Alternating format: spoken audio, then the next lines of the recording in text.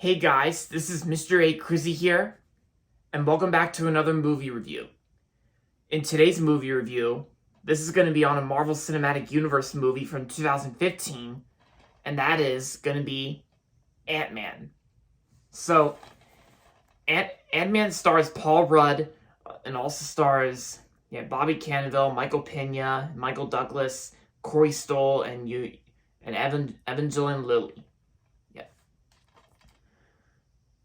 And of course, Ant-Man is directed by Peyton Reed, and it stars this person named Scott Lang, who used to be like a thief who's just been released from prison, and so in this movie, Scott Lang becomes Ant-Man, where he finds this suit, and where at first he doesn't know what to do with it, but then he realizes that when he puts on the suit, like he has the ability to shrink, like to becomes very small, and that's how he became Ant-Man.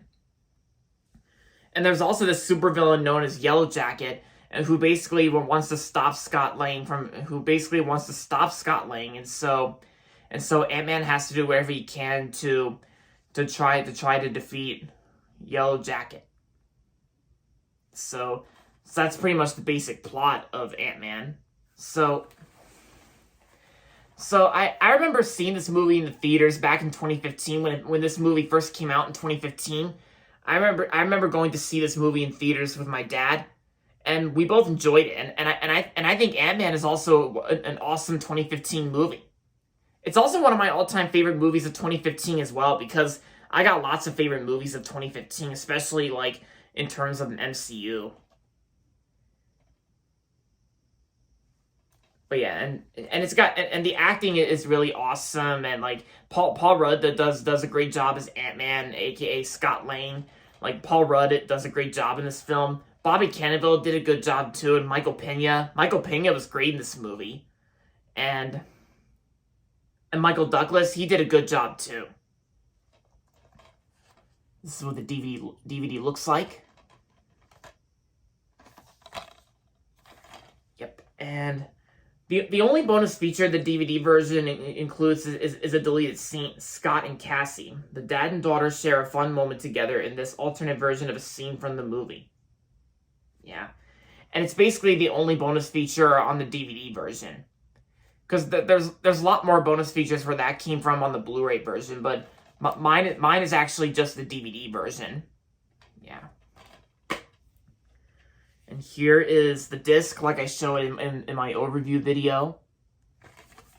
And this backside here, like Ant-Man, this one was actually just a redeeming, like some sort of like a reward code, like a redeem code, which already expired. So yeah. And yeah, Ant-Man is also one of my favorite MCU films as well. And plus, one of my favorite parts in this movie is that I think the best part in this movie, in my opinion, is like during the last act of this movie, where it takes place during like the final battle, of course, where Ant-Man and Yellow Jacket, I think, we're fighting on top of this train set, and the train set is also Thomas the Tank Engine. And I thought it was pretty cool. And I thought it was pretty cool, just like in the trailer, like how Thomas the Tank Engine was actually referenced in Ant-Man. And it's like how when Yellow Jacket and Ant-Man were fighting and battling on a Thomas the Tank Engine train set. Yeah. And I thought it was also pretty. I also thought it was pretty funny when the Thomas train model grew bigger. Like the Thomas train got bigger. Yeah. Yeah, because I just kind of like it when the MCU references stuff like that.